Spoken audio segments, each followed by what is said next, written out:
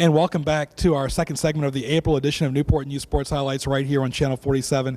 Glad you're with us. Today we're with Lee Corso, one of the ESPN analysts on College Game Day right here. And Lee, nice to see you once again. My pleasure. It's nice to be back in Michael Vick's hometown area. Absolutely. Tell us about your background, Lee. Of course, you were a college football coach. You started as a young age. Tell us about your coaching experience. Well, I coached at Florida State, Maryland, the United States Naval Academy. Then finally I got an opportunity to be the head football coach at Louisville in Indiana. Then I went into the pros with the Orlando Renegades and got out of coaching. And people say to me, when did you decide it was the time for you to retire? I said, when they quit asking me to coach. I decided to get into television then, and from then on I've been with ESPN now for 13 years. When you first started off with ESPN, you were doing a lot of the Arena Football League, and then tell us about that experience. Well, I did the Arena Football League. I did the first Arena Football telecast I did it with Bob Rathman, who's from this area, and we did the whole season. In fact, we did they call it the Arena Bowl, the first one. And then after that, I got from Arena Football, went on to college football, and it's interesting because I used to do the games in the booth, and I really liked it. So after the second year, and I thought I was pretty good at it, after the second year, I got a call from ESPN. They said, how would you like to move from the booth to the studio? And I said, do I have a choice? They said, not if you want to work at ESPN, you know. And I said, where's the studio? And that's how I got into the studio. Absolutely, but at least the College Game Day studio with you and Chris Fowler and Kirk Herbstreit, formerly Chris James, went out to game sites a lot, and people love you at Florida, they love you at Penn State. Well, it's really becoming popular. It's interesting. We went to Florida State. Notre Dame was the first game, with Florida State's #1. And I picked Florida State to win the game, and we went over there, and Florida State comes out on a Friday with a green hat. I'll never forget it, with a Florida State and a green hat and a shamrock. And I said, forget about it.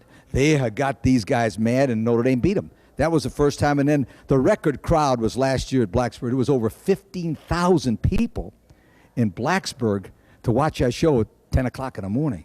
I mean, that was tremendous. Of course, you coached in the Big Ten as well. You got Chris, of course, who went to Colorado. Kirk, who played for Ohio State back in '92, tied them his senior year. What's it like working with those two gentlemen? Well, first of all, you got to remember the age difference. You know, Kirk's is younger than two of my sons, so there's a difference in the ages. And Chris is obviously a younger guy too. So there's a difference in the ages and the way we look at things. That's why I think we don't agree a lot on a lot of things. It's just natural. We never once ever do anything prearranged or set up as a show. Nothing, I promise you. Everything is ad lib.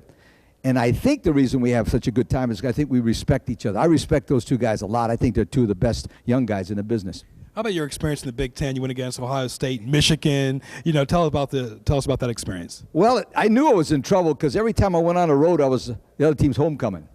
You know how bad it is? I mean, I was a homecoming game for Ohio State 8 straight years, Michigan for 10 straight years, because basically we could never beat those guys. But it was a tremendous thing for me to coach against Woody and Hayes and Bo Schembecker and Duffy Dorian, all the great coaches of all time. I always wanted to be a Big Ten football coach. I loved it in Indiana. It's something you talk about Ohio State. Cooper, he might go 9-2 or 8-3. Some schools, mid-level Division I schools, would love going that, but in Columbus it's a little bit different.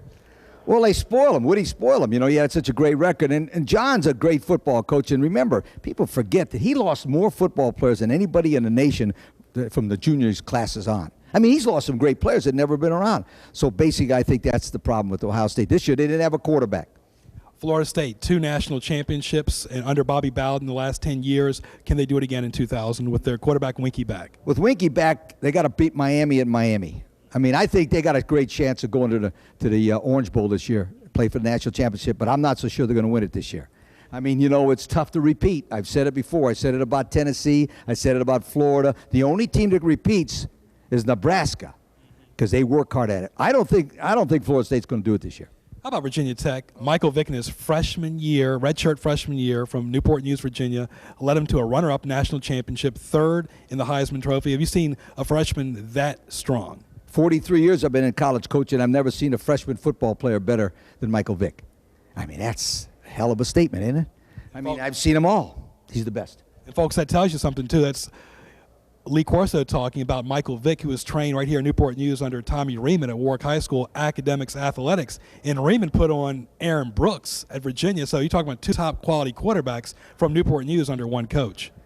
What made Michael Vick, and I watched Aaron Brooks. Aaron Brooks was a big athlete, much taller than Michael Vick. But there's nobody like Michael Vick. And as long as he keeps his smile and watches who he hangs around with, I mean, this guy has got the world in his hands. Finally, your predictions for the 2000 season. It was already spring football. I know you used to talk to the babe about that all the time this time of the year. Tell us about the fall football coming up as far as your early predictions. Sure. Okay, August 26th, I was fortunate to pick Florida State to play Virginia Tech in the national championship, right? I'm not picking this year. You crazy. I mean, after that, forget about it. Absolutely. You can't go wrong there. I got to go. Lee, best of luck to you. Okay, thank you very much. Lee Corso right there and from ESPN. Hope you enjoyed our second segment of our Newport News Sports Highlights. Stay tuned. Coming right back on Channel 47.